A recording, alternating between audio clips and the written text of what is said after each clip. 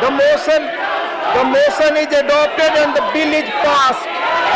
The motion is adopted and the bill is passed. The motion is adopted and the bill is passed. Motion is adopted. Rajya Sabha में राष्ट्रीय राजधानी क्षेत्र दिल्ली संशोधन विधेयक 2023 पारित होने के बाद अरविंद केजरीवाल ने केंद्र सरकार पर जोरदार हमला बोला। उन्होंने कहा कि केंद्र की भाजपा सरकार ने संसद में दिल्ली के लोगों को गुलाम बनाने वाला गैर संवैधानिक कानून पास कराकर दिल्ली के लोगों के वोट और अधिकारों का अपमान किया है। उन्होंने कहा कि आज के दिन को देश के जनतंत्र के लिए काला दिन कहा जाएगा। आज का दिन भारत के इतिहास में एक तरह से भारतीय जनतंत्र के लिए काला दिन साबित हुआ। आज संसद के अंदर दिल्ली के लोगों को गुलाम बनाने वाला बिल पास कर दिया गया। ये बिल दिल्ली के लोगों को बेबस बना देता है, असहाय बनाता है, लाचार बनाता है, गुलाम बनाता है। दिल्ली के लोगों को गुलाम बनाने वाला बिल संसद में पास करा दिया गया। अंग्रेजों ने 1935 में गवर्नमेंट ऑफ इंडिया एक्ट बनाया था, जिसमें चुनाव होते थे, लेकिन सरकार के पास काम करने की शक्तियां नहीं होती थी। आज एक बार फिर वही इतिहास दोहराया गया है। आज़ादी के 75 साल बाद मोदी जी ने दिल्ली के लोगों की आज़ादी छीन ली है। अब जनता के मत की कोई कीमत नहीं बची। जनतंत्र के लिए काला दिन। जब हम आज़ाद नहीं हुए थे 1935 में, अंग्रेज़ों ने एक कानून बनाया था। उस कानून का नाम था गवर्नमेंट ऑफ इंडिया एक्ट।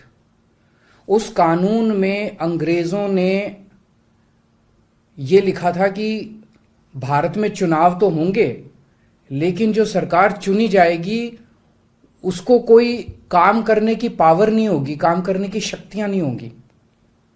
जब हमारा देश आज़ाद हुआ तो हमने संविधान बनाया और संविधान में हमने लिखा कि चुनाव होंगे, लोग अपनी सरकार चुनेंगे और जो सरकार चुनेंगे उस सरकार को लोगों के लिए काम करने की सारी शक्तियां होंगी।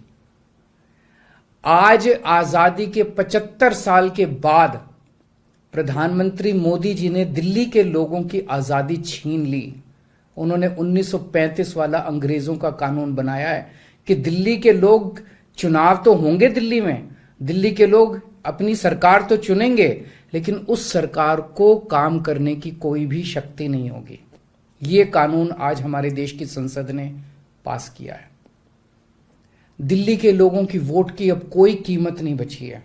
अब सरकार बनाई, उस सरकार की कोई शक्ति नहीं है। दिल्ली के सीएम अरविंद केजरीवाल ने इतना ही नहीं, नरेंद्र मोदी पर हमला बोलते हुए कहा कि पीएम मोदी सुप्रीम कोर्ट का आदेश नहीं मानते।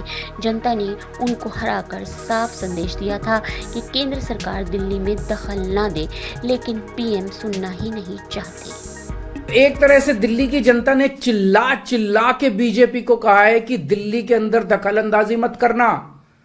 प्रधानमंत्री जी को साफ साफ शब्दों में दिल्ली के लोगों ने कहा, 7 सीट उनको नेशनल चुनाव में 7 सीट दी और दिल्ली के चुनाव में 3 सीट दी।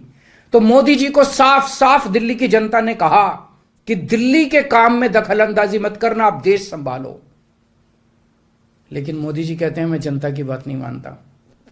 इतना अहंकार हो गया, ना जनता को की बात मानते, ना सुप्रीम कोर्ट की बात मानते। और आपको पता, सुप्रीम कोर्ट ने एक आदेश दिया था, 11 मई को सुप्रीम कोर्ट ने आदेश दिया था। सुप्रीम कोर्ट ने क्या कहा?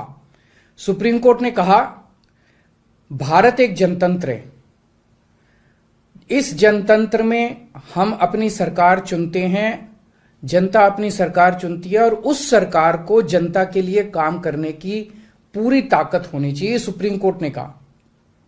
प्रधानमंत्री जी ने एक ही हफ्ते के, सुप्रीम कोर्ट का जैसे आदेश आया, एक हफ्ते के बाद उसको सुप्रीम कोर्ट के आदेश को पलट दिया और उसके खिलाफ एक अध्यादेश लेके आए। और आज हमारे देश की संसद ने उस अध्यादेश को इस देश का कानून बना दिया कि अब दिल्ली के लोगों की चुनी हुई सरकार को काम करने की कोई ताकत नहीं होगी। अब इस कानून में लिखा है कि दिल्ली के लोग जो मर्जी सरकार बनाएं, लेकिन उस सरकार को चलाएंगे एलजी साहब और मोदी जी, सीधे सीधे वही लोग चलाएंगे इस सरकार को। तो इससे साफ जाहिर है कि प्रधानमंत्री मोदी जी कह रहे हैं कि मैं सुप्रीम कोर्ट को भी नहीं मानता। जिस देश के प्रधानमंत्री उस देश की सर्वोच्च अदालत को नहीं मानते, उस देश का क्या भविष्य हो सकता है।